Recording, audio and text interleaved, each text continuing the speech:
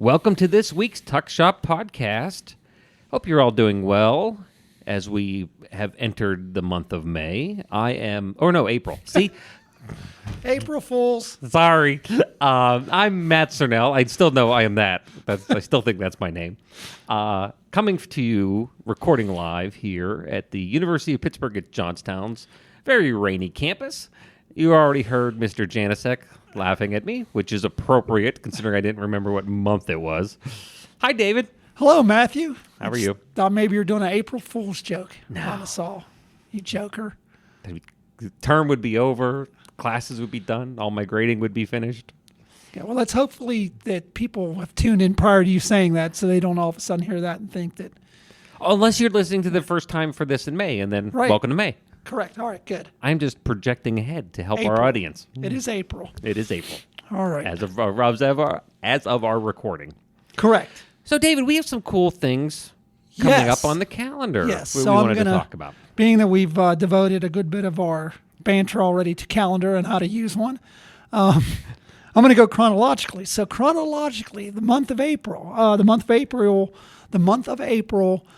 we will have. We're trying our best, folks. We're trying our best. Trying real harder. So the month of April, we will have our open election, our yearly election for board members for the Alumni Association. You'll be able to vote once and once only.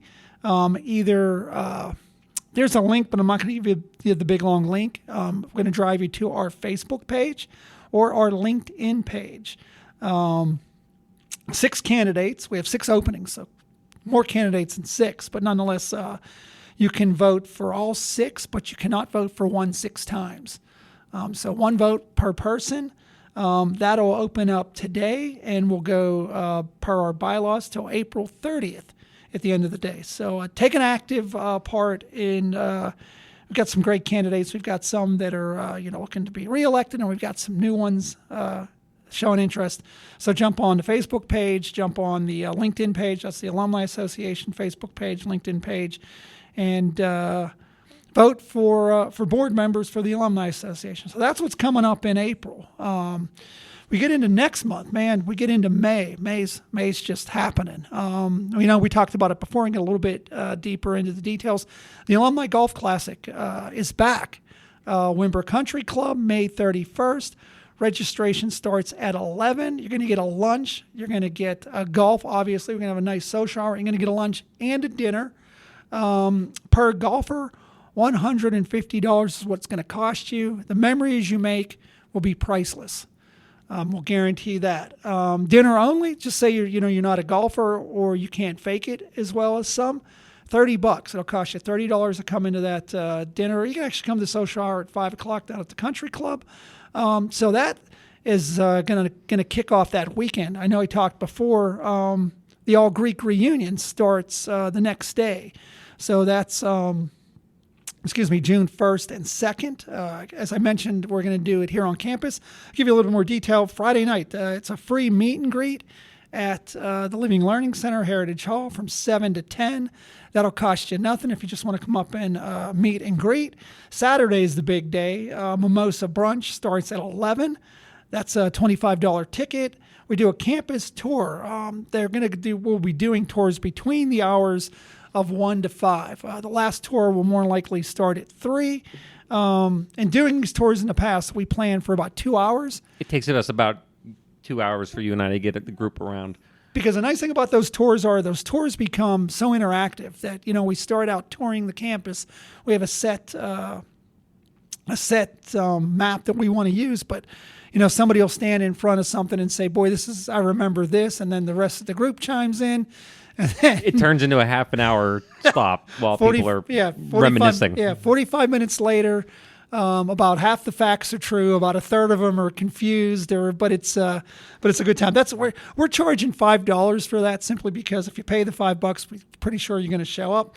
That night on the 1st is the big cookout down in front of the Student Union from 6 to 11. That's $40. There's also lodging. You can go on to, again, the UPJ Greeks Facebook page, the alumni Facebook page. I think we also have it up on LinkedIn page, and register You can either a la carte or you can come for the whole thing and stay overnight. Also want to mention again, something new we're offering this year back to the golf outing. If you've golfed yourself out, which many people will, you can hang out overnight. You can get a place on campus and pay for the room and head back out Saturday morning. So if there's something you want to get a group together and hang out and reminisce on Friday, come do that on campus. So a lot going on, voting this month, and then next month we jump into, once Johnstown dries out, we jump into golf and all Greek reunion. So a lot of stuff going on the next 2 months.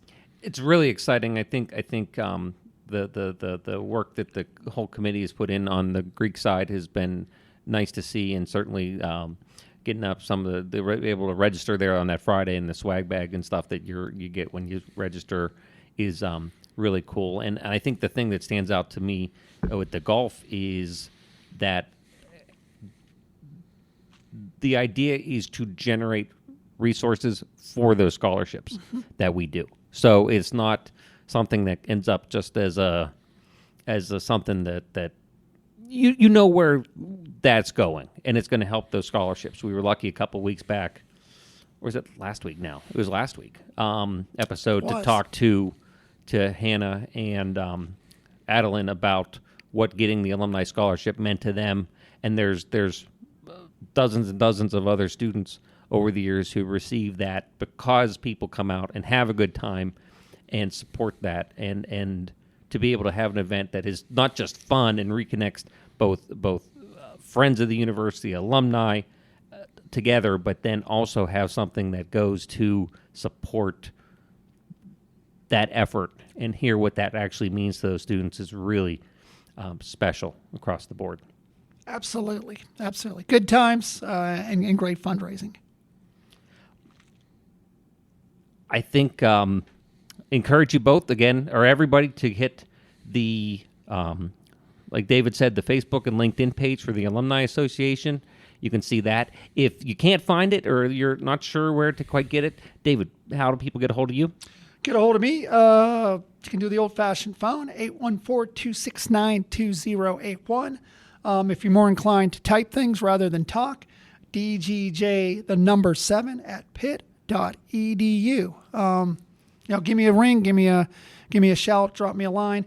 Even if there's an idea that you have that you want to get a small group together, we can arrange that. If you follow our social media, if you have a Throwback Thursday photo, or you've got a fun fact that you want to share, if you've got a business that you want, we do a business every Tuesday highlight. If there's a business, alumni-owned business you want to highlight, or we also on our LinkedIn page we'll do an alumni highlight that's got a LinkedIn profile. Send those suggestions. It is your association. You guys, if anyone's listening, you're alum. You've got to play an active part in this. Even from I always say the least part of involvement is just hitting the like button. The highest end is to whatever you, how deep you want to get involved. And I'll extend the invitation as well for folks that if you've enjoyed the show here, we're at hundreds and hundreds and hundreds of downloads already, to having done this now since about October. Different countries around the globe, both people who are listening and we've had from people who have participated in the show. And if you have somebody, if you think yourself, boy, I'd like to talk about my time or I'm doing something cool, you can send me an email and we can talk and try to arrange something at mcernell. So that's the letter M, SERNELL at pitt.edu as well. And glad to have it. If you get a chance, share all the stuff around too. It really helps. Just because sometimes people haven't followed or forget to hit that follow button or haven't kept in their email updated or anything like that. And maybe you're the one that tips them off and they said, oh, didn't know we were having a golf tournament. Didn't know we do a podcast. And that'd be great. I'd love to hear about that stuff. And you could be the one that helps them brighten their day by putting me and David in their life. There you go. Well, David, we didn't get a chance because you were tied up, but I sat down a couple days back with an alum from 2014, Carrie Law, and I think we should listen to her interview. Fantastic.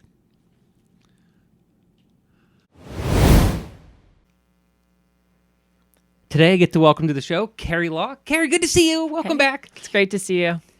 You are a 2014 graduate I of am. Pitt-Johnstown. I am. Yeah, that's right. You have every major. Accidentally, but yes. What Yeah. list all of them? So I started out in communications, and then I was in theater arts, but there was some kind of changes in faculty. So I ended up with I think it's like a humanities degree, but it's essentially theater arts. And then in my first senior year, I took geography, and I had Dr. Corey, and that ended up making me stay for an additional senior year and adding on a geography major, and very thankful for that. What originally brought you to UPJ? I was looking for a campus that was not too big. I was considering going to the Oakland campus, and then I came out and saw this one and just thought I'd be happier having access to being outside, or walking trails. It just kind of was a smaller community, and just kind of a place where I felt like I would be less of a number.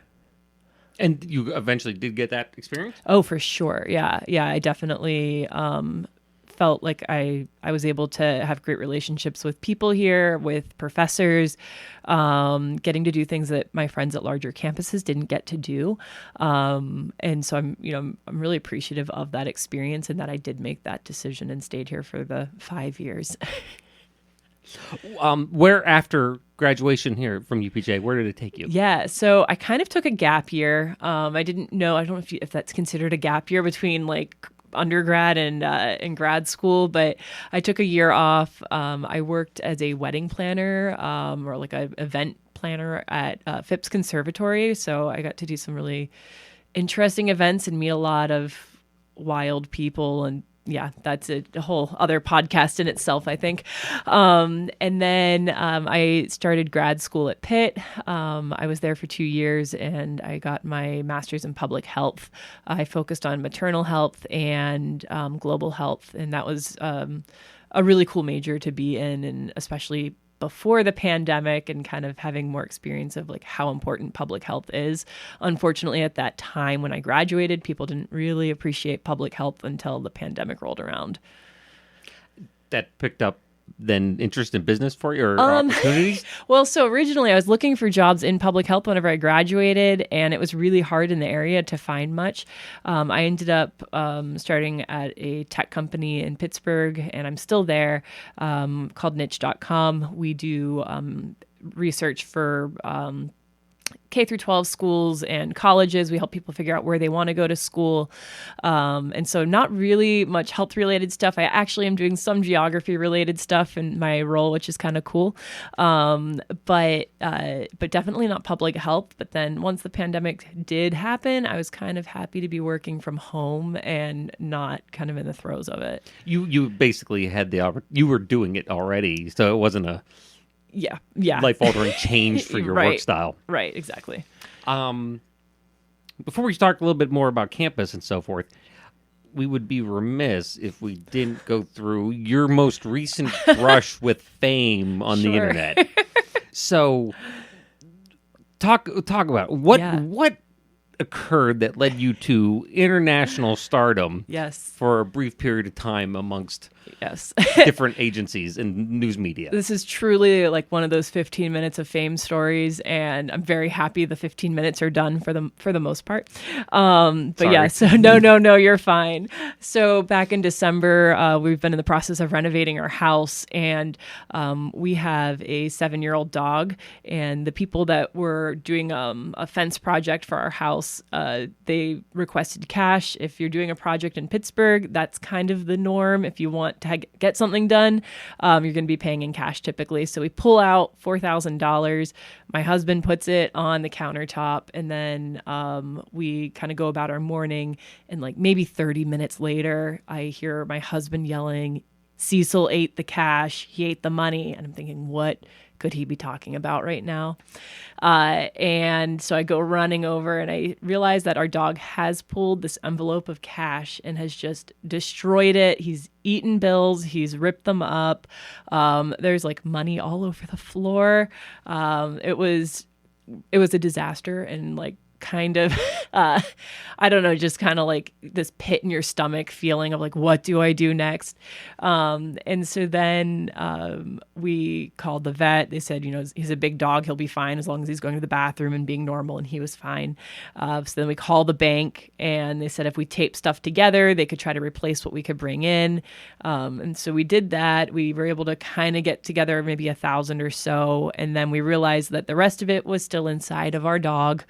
And so we had to wait over the next 2 or so days, and we retrieved everything that he deposited in our yard, and we had to wash that off in a utility sink, and slowly we had to dry that all off, and then start piecing it together like the world's strangest and most expensive puzzle.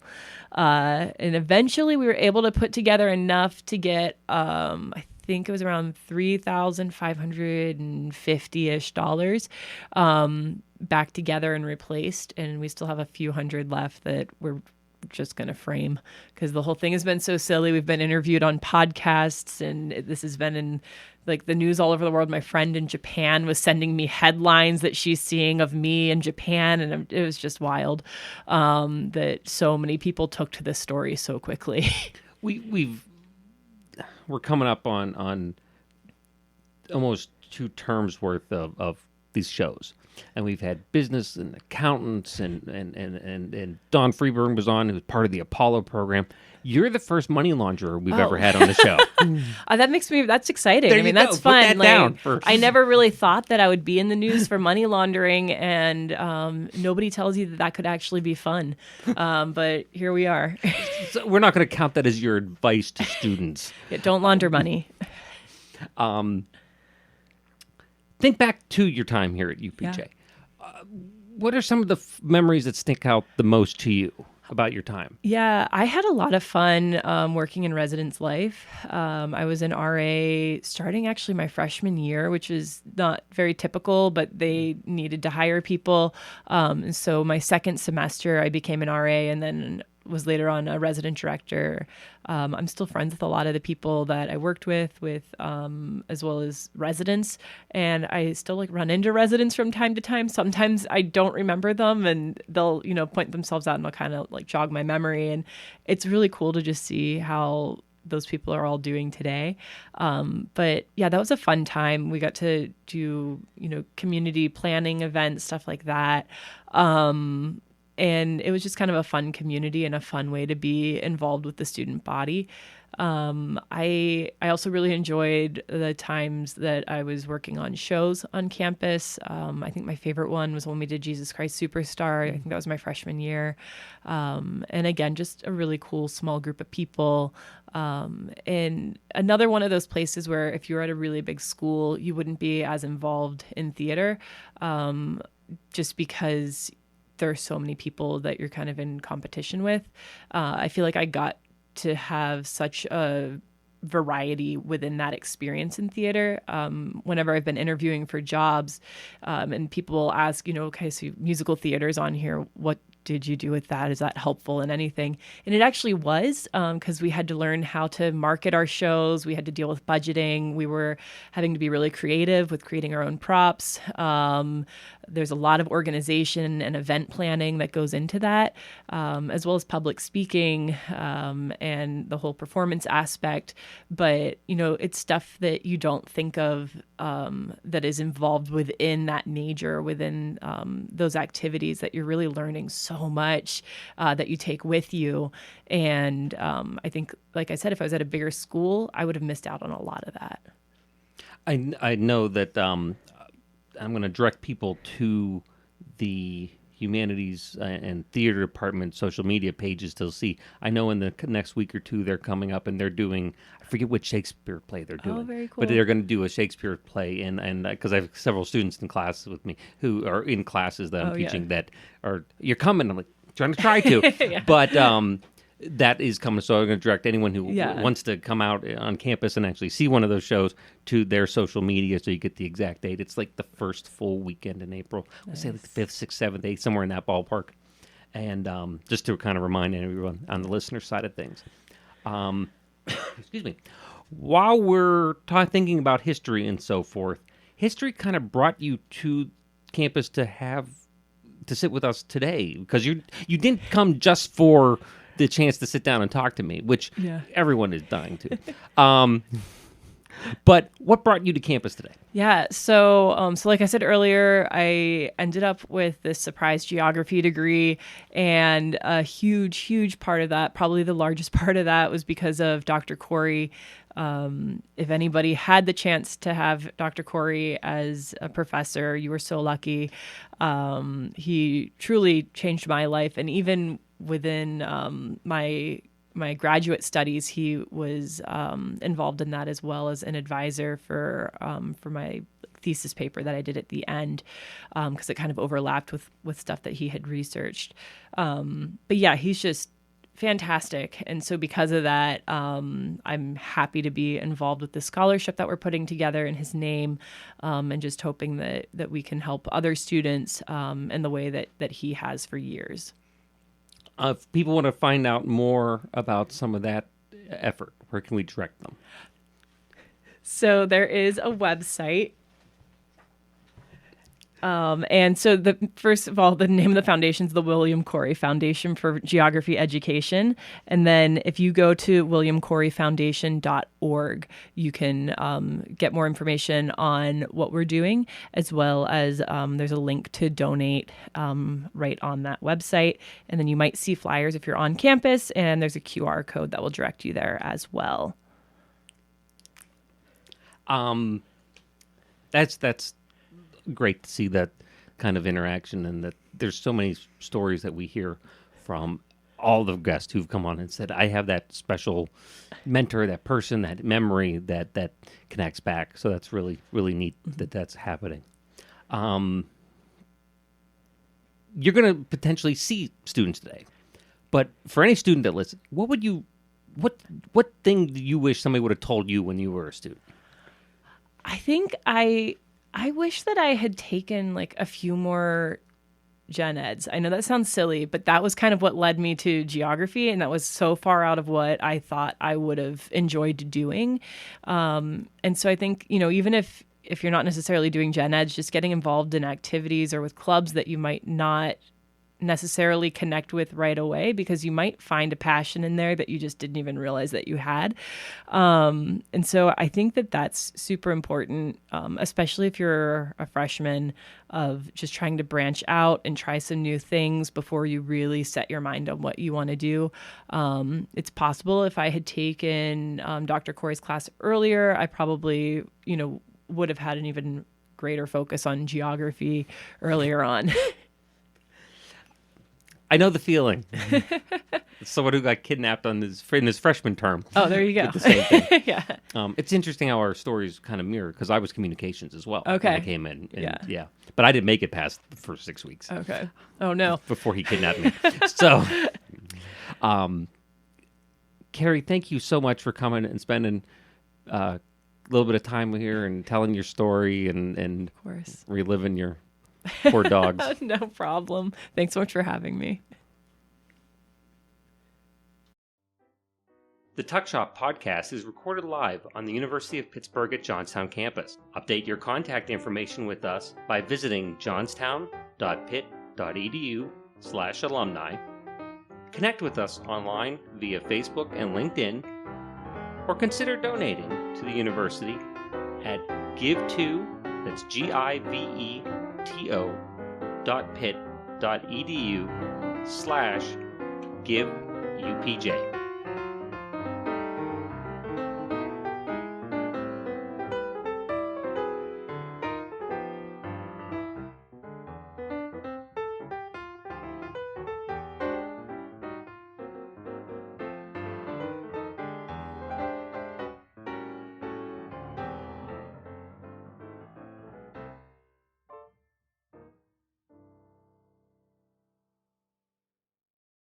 This has been a production of Quantum Wave Media. Views expressed do not necessarily reflect the opinion of the University of Pittsburgh at Johnstown.